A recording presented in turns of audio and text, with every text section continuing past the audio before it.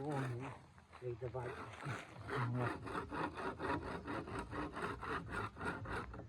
อะไรคิดว่าคักแน่อันนี้มันอยู่เฮิงแน่เกินเงินน่ะมันฮ้อนร้องหมอกลายบัดใดมาแล้วมันอยู่ในทงได้ฮ้อนกว่าคนอีกฮ้อนอยู่คนอีกแมนอยู่เสือแท้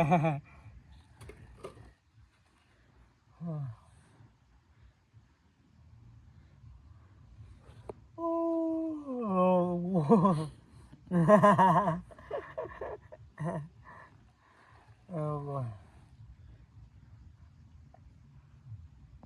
มันแตกยังไงมันแตกเพราะไข้ก็ไม่ได้ไข้ได้ล่ะมันไม่ได้ไข้ไม่ได้บวมไม่ได้อย่างไม่ได้โยกไม่ได้อย่างแข็งแห้งแต่ว่ามันไข้กับเวลาเขากินข้าวแล้วเขาเคยจิ้มมันวะจิ้มเลยไข้กับมัน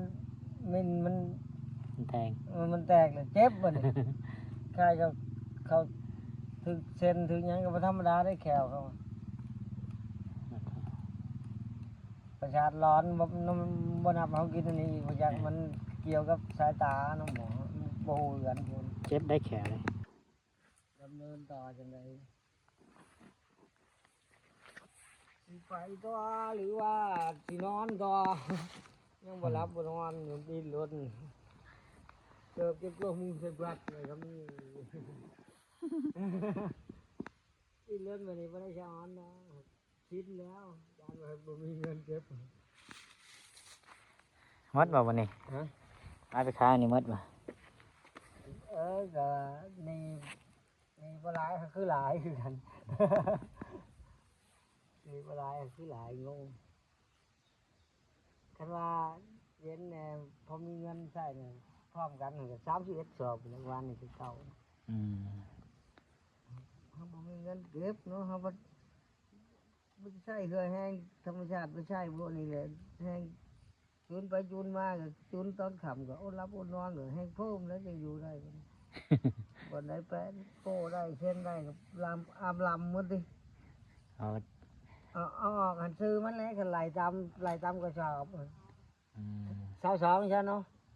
น้ำมันบ่ก็ลิตรดอกหันตีให้2ซะกระสอบเจ้าปลาเชือกฟางก็นึงไหลคันไหลชำนาญไปใช้หมดเงินหันทึกแล้วใครบ่ฮู้จักไหวของมันบางทีก็บ่ได้ดีเอาเงินผู้นั้นเอาเงินผู้นี้เนาะบ่เคยดึงบ่เคยเอาคันไหลไว้นั่นหันทึกใช่บ่ว่าเรายันใช้นี่หันบ่พอยันติดลบคันบ่ติดลบนี่ไปเวอร์หันบ่เป็นหยังความพอใจเฮ็ดได้จ้ะมันบ่มีไผอันนั้นเด้อยู่เนาะใหญ่เลยยันจะติดลบคันบ่ติดลบมันสบายใจแห้งแย่เลยขนาดว่าเฮ็ดได้นี่คันบ่เฮ็ดนี่ซำใดขนาดเฮ็ดนี่คันบ่เฮ็ดนี่ซำใดอันนี้เฮ็ดเด้นี่และเฮ็ดนี่บ่ต้องและเตาก็เป็นใจอีกแต่ว่าจังไดก็สู้คนบ่ได้คนแห้งเป็นใจอยู่ฮะนี่บ่แปรโป้เป็นแสนท่อนะถ้าว่าไปก็ท่อไปก็มีความหมายเฮาเฮ็ดเฮาเองเฮ็ดอะไรที่เฮ็ดอะไร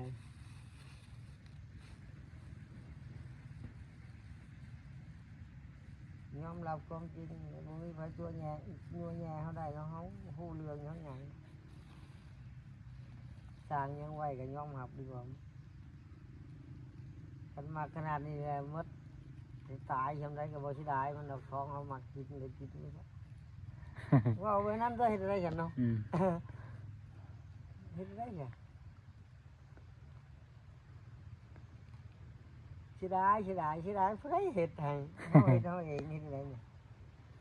นี่ว่าบ่ได้ก็เป็นไปบ่ได้ก็คืนเลย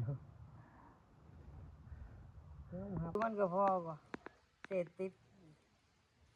ก็พังสื่อมัน